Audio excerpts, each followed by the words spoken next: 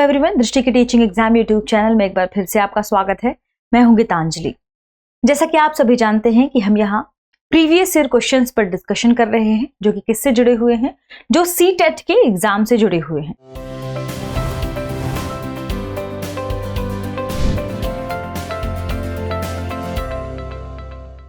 अब सीटेट में भी किस सब्जेक्ट के प्रीवियस ईयर क्वेश्चन पर हम यहाँ डिस्कशन कर रहे हैं, तो ये हमारे सामाजिक विज्ञान खंड, ध्यान रखिएगा, सीटेट के सामाजिक विज्ञान खंड के प्रश्न पत्र 2, जो कि कक्षा 6 से कक्षा 8 के लिए है, उसमें ज्योग्राफी सब्जेक्ट के प्रीवियस ईयर क्वेश्चन पर हम यहाँ डिस्कशन कर रहे हैं। किसके? ज्योग्राफी यानी भूगोल।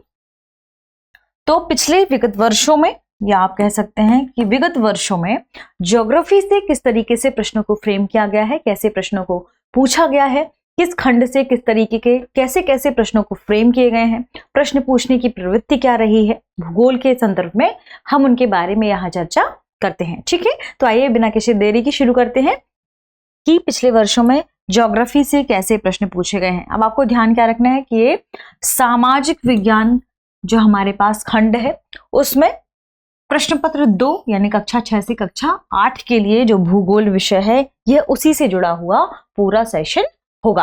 आइए देखते हैं हमारे पहले सवाल को। पहला प्रश्न है, देशांतरों व अक्षांशों के संदर्भ में निम्नलिखित कथनों पर विचार कीजिए। आपके सामने कथन है। पहला कथन है, अक्षांश समानांतर वृत्त होते हैं। दूसरा कथन है, देशांतर समानांतर वृत्त होते हैं। तीसरा कथन है, देशांतर अर्धवृत्त होते हैं। सही विकल्प का चयन करना है। Option A, B, C, D हमारे सामने दिए हुए हैं। जो ऑप्शन क्रमशः है, दोनों 1 तथा 2 सत्य है, दोनों 2 तथा 3 सत्य है, दोनों 1 तथा 3 सत्य है, केवल 2 सत्य है। यह प्रश्न सीटेट 2021 के प्रश्न पत्र में पूछा गया था।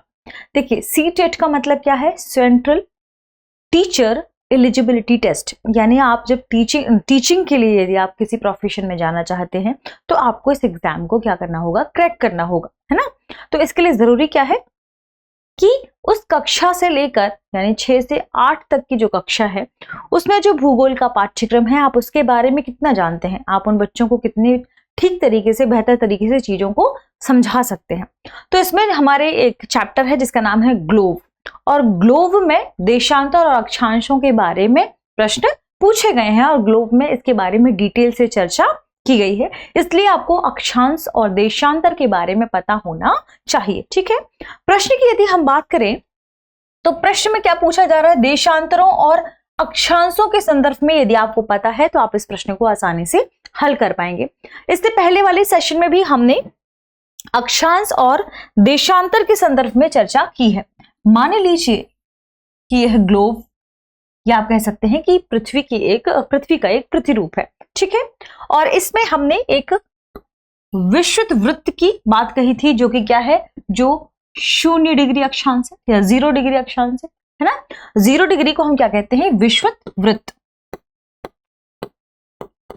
विश्वत वृत्त कहते हैं, या हम इसे भूमध्य रेखा कहते हैं। भूमि को मध्य से काटने वाली रेखा को, ये एक काल्पनिक रेखा है, इसे हम क्या कहते हैं? भूमध्य रेखा, या इसे हम विश्वत रेखा भी कहते हैं, इसे हम 0 डिग्री अक्षांश भी कहते हैं, इसे इंग्लिश में इक्वेटर कहा जाता है। ठीक है, अब इंपॉर्टेंट बात कि इस काल्पनिक रेखा की यदि हम बात करें, इस विश्वत वृत्त की यदि हम बात करें, तो विश्वत वृत्त से ऊपर की ओर, उत्तर की ओर जैसे आप आगे बढ़ेंगे, तो जो आपको ये रेखाएं प्राप्त होंगी, अब ये रेखाएं कैसी हैं? ये पृथ्वी के चारों तरफ है। इसे तो हमने ड्रॉ करने के लिए ऐसे दिखाया है कि 2 वे में आप देख सकते हैं, लेकिन यदि आप ग्लोब, मान लीजिए आपके सामने एक ग्लोब रखा हुआ है, ग्लोब में जब हम विश्वत वृत्त की बात करेंगे तो ये चारों तरफ से कवर है ग्लोब के, है ना। ठीक, इसके ऊपर वाले जो अक्षांश आते जाएंगे, आप 10 डिग्री की बात करेंगे, 20 डिग्री की बात करेंगे, 30 डिग्री की बात करेंगे, 40, 50, 60, फिर 90 डिग्री हम पहुंचते हैं कहाँ? ध्रुवों पर। 90 डिग्री नॉर्थ और 90 डिग्री साउथ। ये उत्तरी ध्रुव है और ये दक्षिणी ध्रुव है पृथ्वी में। ठीक है, तो जब हम ग्लोब की बात करते हैं तो ग्लोब यानी हमने विश्वत वृत्त की बात की, 0 डिग्री अक्षांश की बात की, 0 के बाद हम 10 डिग्री अक्षांश की बात करते हैं, फिर हम 20 डिग्री अक्षांश की बात करते हैं, और ऐसे करते करते हम 90 डिग्री यानी एक ध्रुव पर पहुंच जाते हैं। यानी जो अक्षांश है, ये क्या है? ये एक वृत्त के रूप में है ना। वृत्त के रूप में कवर कर रहे हैं पृथ्वी को। ठीक ऐसे ही विषुवत वृत्त के जो उत्तरी क्षेत्र हैं, उत्तरी अक्षांशों की जब हम बात करते हैं तो ये किसकी बात कर रहा है, ये उत्तरी गोलार्ध की बात कर रहे हैं हम। ठीक है, और जब विषुवत रेखा के हम दक्षिणी हिस्से की बात करते हैं यानी हम दक्षिणी गोलार्ध की बात कर रहे हैं। और ये जो अक्षांशीय रेखाएं हैं ये पृथ्वी को चारों ओर से कवर कर रही हैं, है ना, चारों ओर से कवर करते हैं। तो ये क्या है, ये एक वृत्त के रूप में कार्य कर रही हैं। ठीक है, और हमारा जो पहला सेंटेंस है वे क्या कह रहा है कि अक्षांश समानांतर वृत्त होते हैं। समानांतर का अर्थ क्या, ये देखिए ये लाइन इस लाइन के पैरेलल है ना, इस लाइन की क्या है, समानांतर है।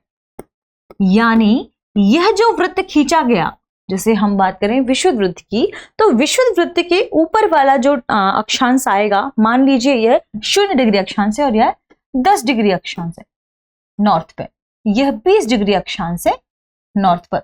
तो जो 0 डिग्री अक्षांश के ऊपर अक्षांश आएगा 10 डिग्री वाला नॉर्थ पर, वो क्या होगा, विषुवत वृत्त के ही समानांतर एक और वृत्त होगा। ठीक है, उसके ऊपर जब 20 डिग्री अक्षांश आएगा, हम ग्लोब की बात कर रहे हैं, ग्लोब में मान लीजिए 0 डिग्री अक्षांश है तो इसके ऊपर 10 डिग्री अक्षांश इसके क्या है, समानांतर वृत्त है। ठीक है, इसके ऊपर आप 20 डिग्री अक्षांश पे पहुंचेंगे, ये भी एक समानांतर वृत्त है। यानी वृत्त के ठीक ऊपर समानांतर रेखाओं के रूप में अगले वृत्त की बात हम कर रहे हैं। यानी जो अक्षांशीय रेखाएं हैं वे क्या हैं, ये दरअसल समानांतर वृत्त हैं, एक दूसरे के समानांतर क्या है, वृत्त हैं। तो यहां पर हमारा पहला सेंटेंस क्या हो जाएगा, सही। दरअसल अक्षांश क्या है, समानांतर वृत्त होते हैं। दूसरा है देशांतर समानांतर वृत्त होते हैं, देशांतर अर्धवृत्त होते हैं। आइए देख लेते हैं, देशांतर के बारे में भी समझने की कोशिश करते हैं। अभी तक हमने देखा ये क्या था, अक्षांश। अब हम बात करते हैं देशांतर की। मान लीजिए यह पृथ्वी है और देशांतर का मतलब वह कि एक ऐसी काल्पनिक रेखा जो पृथ्वी की उत्तरी ध्रुव को दक्षिणी ध्रुव से कनेक्ट करती हो। तो यहां मान लीजिए उत्तरी ध्रुव है, नॉर्थ पोल है, और यहां पर साउथ पोल है। ठीक,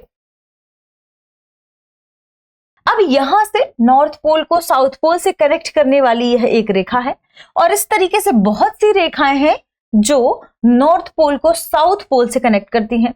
ठीक, अब इसे हम कैसे समझेंगे कि मान लीजिए आपके पास एक ग्लोब है, हमने ग्लोब लिया, ग्लोब को आप देखिए नॉर्थ से एक रेखा इस तरीके से साउथ को कनेक्ट कर रही है, यहां से भी एक रेखा नॉर्थ को साउथ से कनेक्ट कर रही है, यहां से भी एक रेखा नॉर्थ को साउथ से कनेक्ट कर रही है, और यह रेखा भी नॉर्थ को साउथ पोल से कनेक्ट कर रही है। ठीक है, और ऐसी 360 रेखाएं हैं, क्योंकि पृथ्वी 360 डिग्री है।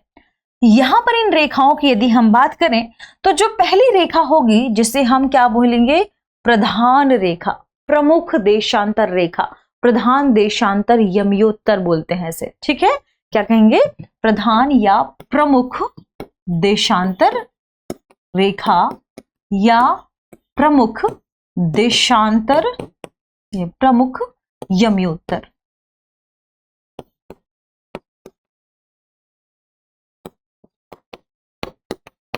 ठीक, अब इसके लिए इंपॉर्टेंट बात यह ध्यान रखना है कि मान लीजिए इसे हम प्रधान यमयोत्तर रेखा बोलेंगे तो इसे हम 0 डिग्री से दर्शाएंगे, 0 डिग्री पूर्व की ओर, 0 डिग्री पश्चिम की ओर।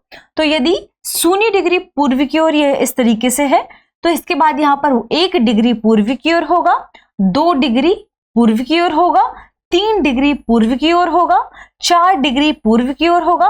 और ध्यान क्या रखना है कि ये सभी रेखाएं राउंड होकर 360 डिग्री पर वापस मिलती हैं, 360 डिग्री पर क्या होती हैं, राउंड होकर वापस मिलती हैं।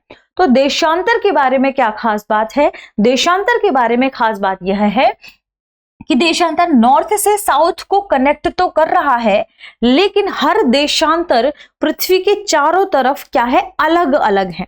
हर देशांतर पृथ्वी के चारों तरफ अलग अलग हैं, यानी ये ग्लोब को एक रूप में ना करके केवल अर्धवृत्त को इसके कवर करती हैं। हमने अभी देखा देशांतर नॉर्थ को साउथ से कनेक्ट कर रही है, और मान लीजिए यह ग्लोब है तो नॉर्थ को साउथ से कनेक्ट करने वाली देशांतर पृथ्वी को अर्धवृत्त के रूप में कवर करती है, ना कि वृत्त के रूप में। ठीक है, इस बात को हमें ध्यान रखना है। जबकि अक्षांश में क्या होता है, यह वृत्त के रूप में पूरा अक्षांश कवर करता है पृथ्वी को, जबकि देशांतर क्या हो रहा है, अर्धवृत्त के रूप में कवर कर रहा है, ना कि समानांतर वृत्त के रूप में। तो देशांतर समानांतर वृत्त नहीं होते हैं, देशांतर अर्धवृत्त होते हैं। देशांतर क्या होते हैं, आपने देखा, देशांतर अर्धवृत्त होते हैं। तो यहां पर इस तरीके से हमारा पहला सेंटेंस सही है और तीसरा सेंटेंस सही है। तो देखिए हमारे इस प्रश्न का सही जवाब क्या होगा, पहला और तीसरा सेंटेंस यानी ऑप्शन सी इस प्रश्न का सही जवाब है। दोनों 1 और 3 कथन सत्य हैं, जबकि कथन 2 असत्य होगा। क्यों? क्योंकि यहाँ के लिखा हुआ है कि देशांतर समानांतर वृत्त होते हैं, जबकि देशांतर समानांतर वृत्त नहीं होते, देशांतर अर्धवृत्त होते हैं। ये हमने इस इमेज से समझा भी और देखने की कोशिश भी की। अब इस बात को प्रूव के लिए आपको जरूरी क्या है कि आप ग्लोब को ठीक से देखें, आप मैप में या एटलस को ठीक से देखें, उसमें आपको ये सारी जानकारी स्पष्ट रूप से दिखाई दे जाएगी। ठीक है, चलिए आगे बढ़ते हैं, अगले प्रश्न पर चर्चा कर लेते हैं। अगला प्रश्न है, निम्नलिखित कथनों पर विचार कीजिए और सही विकल्प का चुनाव कीजिए। देखते हैं, कथन ए और कथन आर आपके सामने दिया हुआ है। कथन ए है, अपने स्थान से ध्रुव तारे का कोण मापकर आप अपने स्थान का अक्षांश जान सकते हैं। कारण आर दिया हुआ है, पृथ्वी पर किसी स्थान की स्थिति बताने के लिए उस स्थान के अक्षांश व देशांतर की जानकारी होने की आवश्यकता है। कूट है आपके सामने, A B C D 4 option है, जिसमें क्रमशः ए और आर दोनों सही हैं तथा आर ए की सही व्याख्या करता है। ए और आर दोनों सही हैं तथा आर ए की सही व्याख्या नहीं करता है। ए सही है परंतु आर गलत है, ए गलत है परंतु आर सही है। सीटेट 2021 में यह प्रश्न पूछा गया था। देखिए, अभी हमने देशांतर और अक्षांशों की बात की, आपको अक्षांश के बारे में एक खास बात ध्यान रखनी होगी। जब हम पृथ्वी में अक्षांशों की बात करते हैं, अक्षांश मतलब जो समानांतर वृत्त हैं और पृथ्वी को पूरी तरीके से क्या कर रहे हैं, कवर कर रहे हैं। ठीक है, 23.5 डिग्री पृथ्वी की हम बात करें तो 23.5 डिग्री पृथ्वी में ऊपर की ओर नॉर्थ पोल में मकर रेखा है, कर्क रेखा है, मान लीजिए विषुवत रेखा है जो कि 0 डिग्री अक्षांश है। तो 23.5 डिग्री पर यहां कर्क रेखा है नॉर्थ पोल में, ध्यान रखिएगा, कहां, नॉर्थ पोल में, क्योंकि ये क्या है, नॉर्थ वाला हिस्सा है और ये साउथ वाला हिस्सा है। तो 23.5 डिग्री नॉर्थ में कर्क रेखा मिलेगी और 23.5 डिग्री साउथ में आपको मकर रेखा मिलेगी, और यह क्या है, विषुवत रेखा। ध्यान रखें, ये क्या है, ये अक्षांश ही है, ये अक्षांश ही ऊपर की ओर बढ़ रहे हैं, यानी ये अक्षांश ही हैं, अक्षांशीय रेखाएं ही हैं जो ऊपर की ओर बढ़ती जाती हैं। इन अक्षांशों के बारे में यदि आपको सटीक जानकारी प्राप्त करनी है, यदि आप किसी स्थान पर खड़े हुए हैं, तो यदि आप ध्रुव तारे के साथ एंगल को माप सकते हैं तो आप उस अक्षांश के बारे में बता सकते हैं। यह बात बिल्कुल सही है, यानी हमारा पहला कथन क्या है, सही है। ये प्रूवन है, बहुत सारे वैज्ञानिकों द्वारा प्रूव है और पुस्तकों में आपको मिल भी जाएगा कि अपने स्थान से ध्रुव तारे का कोण माप कर आप अपने स्थान के अक्षांश का पता लगा सकते हैं। यदि आपको पता है कि ध्रुव तारे का एंगल कहां पर है, आप कितने एंगल से उस पर खड़े हैं, तो उससे आप अक्षांश के बारे में जान सकते हैं कि आप इतनी डिग्री अक्षांश पर खड़े हैं। ठीक है, दूसरा कथन आर क्या कह रहा है कि पृथ्वी पर किसी स्थान की स्थिति बताने के लिए उस स्थान के अक्षांश और देशांतर की जानकारी होने की आवश्यकता है। देखिए, यह कथन अपने आप में बिल्कुल सही है कि यदि आप पृथ्वी पर किसी स्थान पर खड़े हैं, मान लीजिए आप ग्लोब में किसी भी हिस्से पर खड़े हैं, तो उस स्थान की जानकारी के लिए आपको क्या पता होना चाहिए, पृथ्वी में आपको अक्षांशीय स्थिति पता होनी चाहिए कि आप इस अक्षांश पर खड़े हैं। मान लीजिए आप 10 डिग्री नॉर्थ अक्षांश पर खड़े हैं, ठीक है, और यदि आपको पता है कि आप देशांतर में किसी एंगल में मान लीजिए 30 डिग्री देशांतर पर या 30 डिग्री पूर्व देशांतर पर खड़े हैं, तो आप इससे अनुमान लगा सकते हैं कि आपकी लोकेशन 30 डिग्री देशांतर पर यहां और 10 डिग्री नॉर्थ पर यहां होगी।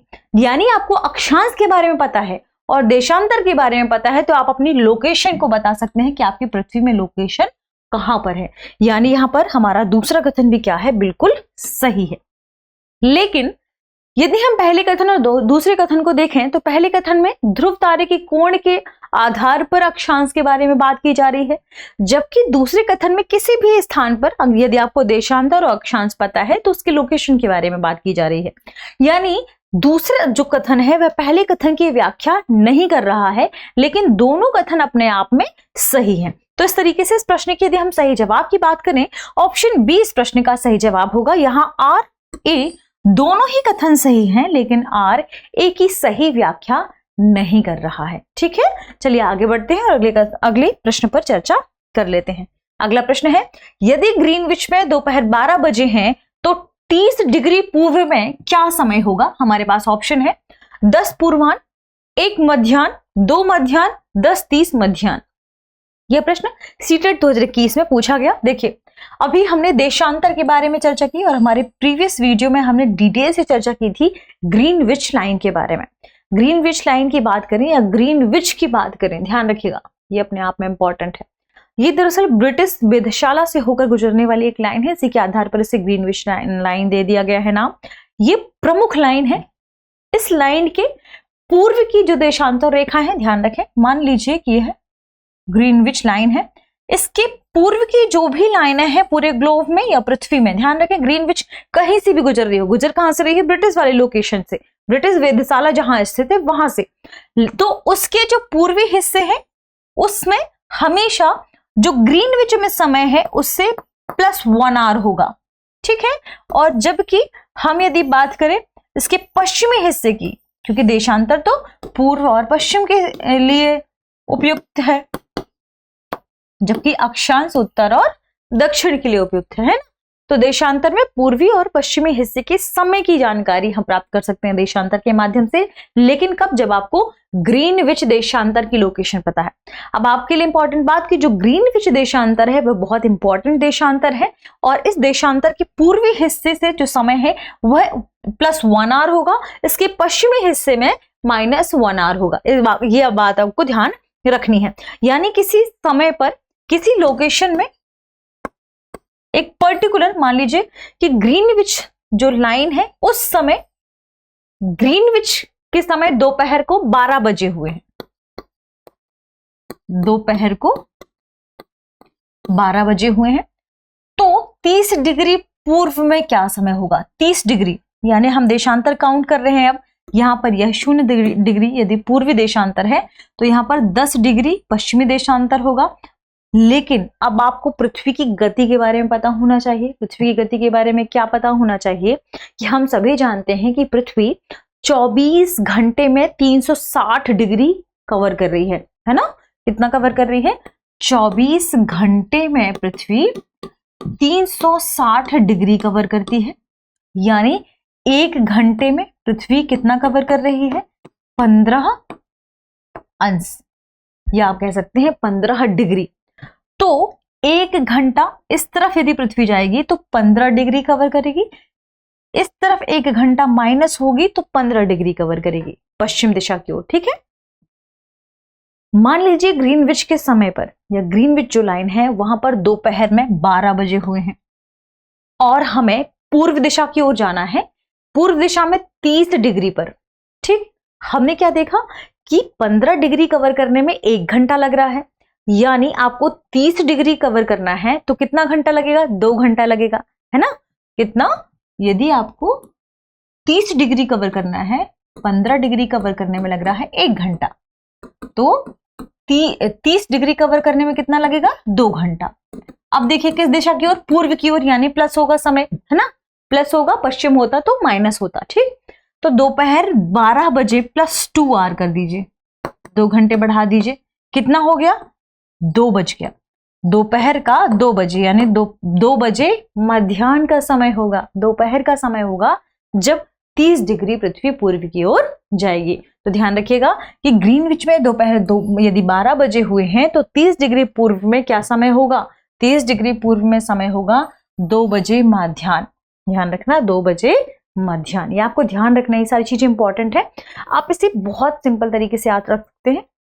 आपको ये याद रखना है बस कि पृथ्वी 15 डिग्री यदि काउंट कर रही है पूर्व की ओर तो 1 घंटा प्लस होगा, पश्चिम की ओर जा रही है 15 डिग्री तो 1 घंटा माइनस होगा। ठीक, साथ में यदि आप देखिए कितना दूर कवर कर रही है यार, मान लीजिए 30 डिग्री की बजाय यहाँ पर 45 डिग्री होता, मान लीजिए 30 डिग्री की बजाय यहाँ पर लिखा होता कि 45 डिग्री पूर्व, तो आपने क्या देखा 15 डिग्री में 1 घंटा लग रहा है, 30 डिग्री में 2 घंटा लग रहा है, 45 डिग्री में कितना लगता 3 घंटा लगता, यानी 45 डिग्री वाले स्थान पर उस समय क्या समय होता 3 बज रहे होते, 3 बजे मध्याह्न का समय होता। ठीक, तो इस तरीके से आपको चीजें याद रखनी होंगी एग्जाम्पल के तौर पर भी, और ये बहुत इजी भी है। आपको पता है कि 15 डिग्री 1 घंटे में पृथ्वी कवर करती है।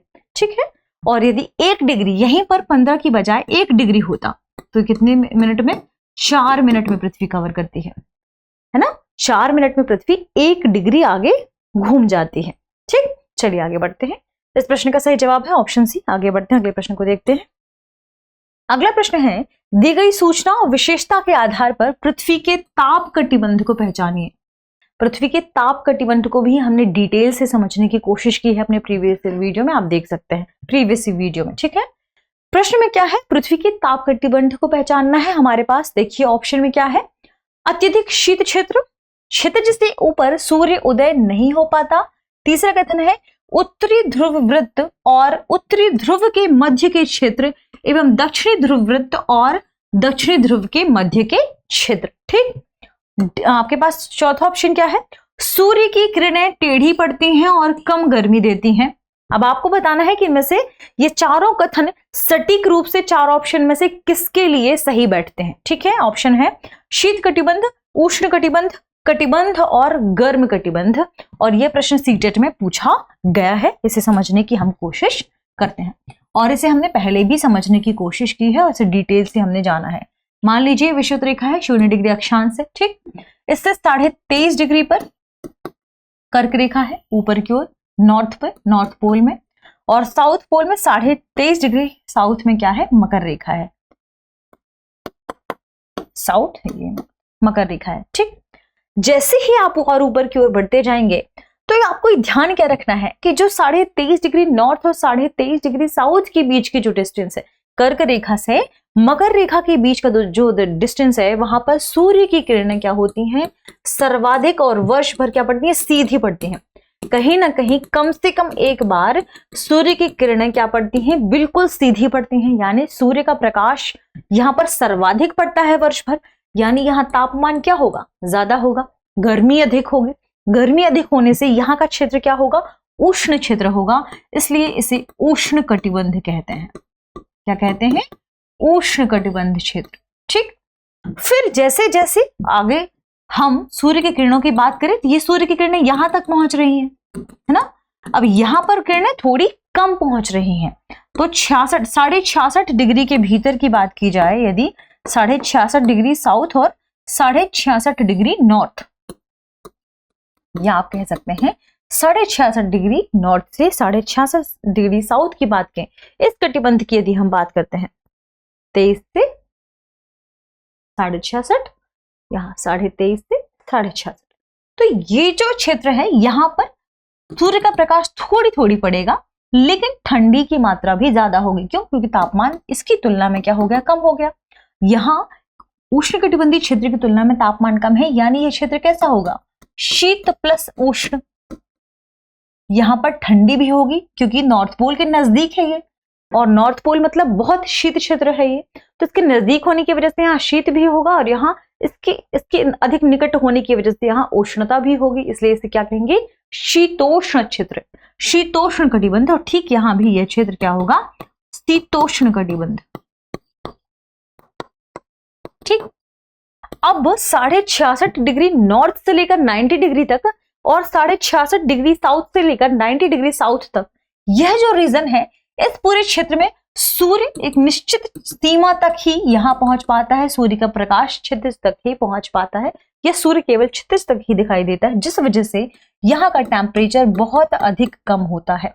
टेम्परेचर बहुत अधिक कम होने से यहाँ पर इस पूरे क्षेत्र में शीत बहुत अधिक होती है, इसलिए इसे शीत जोन कहा जाता है या शीत कटिबंध कहा जाता है। ध्यान रखिएगा, शीत कटिबंध कहा जाता है। अब हम हमारे प्रश्न की ओर मुड़ते हैं, ठीक है, और प्रश्न को समझने की कोशिश करते हैं। प्रश्न में क्या कहा गया है? अत्यधिक शीत क्षेत्र, अभी हमने देखा अत्यधिक शीत क्षेत्र क्या है, ये शीत कटिबंध वाला क्षेत्र, ये क्या है? अत्यधिक शीत क्षेत्र, ठीक है। फिर देखते हैं क्षितिज से ऊपर सूर्य उदय नहीं हो पाता, बिल्कुल सही बात है। इसी क्षेत्र में क्या हो रहा है? क्षितिज से ऊपर सूर्य उदय नहीं हो पा रहा है, हमने देखा इमेज के थ्रू, ठीक। यानी यहां पर यह कथन, यह तीनों कथन किसके दोनों कथन किसके बारे में सही है? शीत क्षेत्र के बारे में। तीसरा है उत्तरी ध्रुव वृत्त। उत्तरी ध्रुव वृत्त का मतलब है 66.5 डिग्री नॉर्थ, और दक्षिणी ध्रुव वृत्त का मतलब है 66.5 डिग्री साउथ, ठीक। वहीं उत्तरी ध्रुव का मतलब है 90 डिग्री की बात कर रहे हैं हम, और दक्षिणी ध्रुव का मतलब है हम यहां 90 डिग्री साउथ की बात कर रहे हैं, ठीक। तो ध्यान रखें प्रश्न में यही है, उत्तरी ध्रुव वृत्त और उत्तरी ध्रुव, इसके मध्य, और दक्षिणी ध्रुव वृत्त और दक्षिणी ध्रुव के मध्य, यानी इस रीजन में, किस रीजन में हम बात कर रहे हैं? इस रीजन की। उत्तरी ध्रुव वृत्त यही है दरअसल, उत्तरी ध्रुव वृत्त और उत्तरी ध्रुव, इसके बीच दक्षिणी ध्रुव वृत्त 66.5 डिग्री साउथ और दक्षिणी ध्रुव, इसके बीच, इन दोनों के बीच में बहुत अधिक ठंडी पड़ती है, ठीक। तो यहां हमारा तीसरा कथन किसके बारे में सही हो गया? शीत कटिबंध के बारे में। अगला है सूर्य की किरणें टेढ़ी पड़ती हैं और कम गर्मी देती हैं, बिल्कुल सही बात है। ये भी किसके बारे में? ये बात भी इसी के बारे में बिल्कुल सही है। क्यों? क्योंकि सूर्य की किरणें बिल्कुल टेढ़ी पड़ रही हैं और इसकी वजह से यहाँ बहुत कम गर्मी प्राप्त होती है। इस वजह से इसका टेम्परेचर क्या होता है? बहुत कम होता है। इस वजह से ये चारों कथन किसके बारे में सही हो गए? शीत कटिबंध के बारे में सही हो गए। शीत कटिबंध यानी ऑप्शन ए, यानी इस प्रश्न का सही जवाब क्या होगा? ऑप्शन ए, शीत कटिबंध के बारे में ही ये चारों कथन बिल्कुल सटीक और सही बैठते हैं, ठीक है। चलिए आगे बढ़ते हैं और अगले प्रश्न पर भी चर्चा कर लेते हैं। अगला प्रश्न है, विषुवत वृत्त और अक्षांश यानी जो समानांतर रेखाएं हैं उनकी स्थिति से इन्हें सुमेलित कीजिए। आपके सामने एक तरफ सूची 1 दी हुई है, दूसरी तरफ सूची 2। सूची 1 में देखिए क्या क्या है? उत्तरी ध्रुव वृत्त, मकर रेखा, विषुवत रेखा, उत्तरी ध्रुव, और इनके ठीक सामने क्या लिखा हुआ है? 23.5 डिग्री दक्षिण, 90 डिग्री उत्तर, 66.5 डिग्री उत्तर और 0 डिग्री, ठीक है, या 0 डिग्री। देखिए हमने अभी समझने की क्या कोशिश की थी? ये पृथ्वी है, ये 0 डिग्री अक्षांश है जिसे हम क्या कहते हैं? विषुवत वृत्त, ये हम कहते हैं विषुवत रेखा, ठीक। फिर 23.5 डिग्री नॉर्थ, 23.5 डिग्री साउथ यानी दक्षिण, ठीक। 66.5 degree north, 66.5 degree south. 66.5 degree north को हम क्या कहते हैं? इसे कहते हैं उत्तरी ध्रुव वृत्त, और इसे 66.5 डिग्री साउथ को क्या कहते हैं? दक्षिणी ध्रुव वृत्त। 90 डिग्री पर क्या है? नॉर्थ पोल, 90 डिग्री पर क्या है? साउथ पोल, ठीक है। विषुवत रेखा के उत्तर 90 डिग्री पर नॉर्थ पोल, विषुवत रेखा के दक्षिण में 90 डिग्री पर साउथ पोल। अब हम इसे सही जोड़ी को मिलाने की कोशिश करते हैं। इंपॉर्टेंट बात, एक और चीज आपको ध्यान क्या रखना है, 23.5 डिग्री नॉर्थ वाली रेखा को हम कर्क रेखा कहते हैं, है ना। 23.5 डिग्री साउथ वाली रेखा को हम मकर रेखा कहते हैं।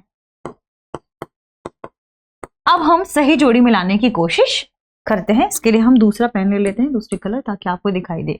देखिए उत्तरी ध्रुव वृत्त, उत्तरी ध्रुव वृत्त यानी 66.5 डिग्री नॉर्थ की बात की जा रही है ना। उत्तरी ध्रुव वृत्त यानी 66.5 डिग्री नॉर्थ, ये देखिए ये है उत्तरी ध्रुव वृत्त। देखते हैं 66.5 डिग्री नॉर्थ कहाँ है? 3 नंबर पर, आप इसे 3 से मिलाइए, ठीक। दूसरा है मकर रेखा, मकर रेखा यानी कहां पर होगी? साउथ पोल में होगी। कहां पर होगी? 23.5 डिग्री पर। यह है मकर रेखा, 23.5 डिग्री साउथ दक्षिण। मकर रेखा 23.5 डिग्री दक्षिण, देखिए कहां? ऑप्शन ए में है, ये ऑप्शन ए। विषुवत रेखा 0 डिग्री अक्षांश, 0 डिग्री अक्षांश, विषुवत रेखा, भूमध्य रेखा, विषुवत वृत्त, इसे ही कहते हैं, ठीक है। विषुवत रेखा देखिए कहाँ है, 0 डिग्री, यह तो विषुवत रेखा 0 डिग्री अक्षांश, ऑप्शन 4। उत्तरी ध्रुव यानी 90 डिग्री पोल की बात की जा रही है, कहां पर, नॉर्थ की बात की जा रही है, 90 डिग्री उत्तर, वह इसे भी मिलाइए इस तरीके से। उत्तरी ध्रुववृत्त का ऑप्शन है 3, ठीक। मकर रेखा का ऑप्शन है 1, विषुवत रेखा का ऑप्शन है 4 और उत्तरी ध्रुव का ऑप्शन है 2। तो 3, 1, 4, 2 इस प्रश्न का सही जवाब होगा। आइए देखते हैं कहां पर है हमारे पास कूट में, ABCD 4 ऑप्शन है, 3, 1, 4, 2, 3, 1, 4, 2 ऑप्शन सी में है, 3, 1, 4, 2 यानी ऑप्शन सी इस प्रश्न का क्या होगा, सही जवाब होगा। और आपको इसके बारे में ठीक से पता होना भी चाहिए। जब भी आप पृथ्वी का अध्ययन करें, जब भी आप पृथ्वी के साथ साथ ग्लोब का अध्ययन करें, देशांतर के अध्ययन करें, अक्षांशों का अध्ययन करें, तो आपको ये सारी चीजें डिटेल से पता होना चाहिए, ताकि आप बच्चों को ठीक से सारी चीजें क्या करें, समझा पाए। ठीक है, क्यों? क्योंकि आप प्रश्न पत्र 2 की तैयारी कर रहे हैं, जिसमें 6 to 8 क्लास के बच्चे शामिल होंगे।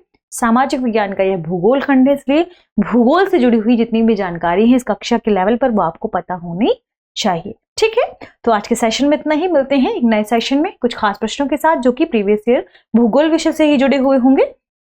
तो हमारे साथ लगातार बने रहिए। मिलते हैं अगले एपिसोड में। शुक्रिया।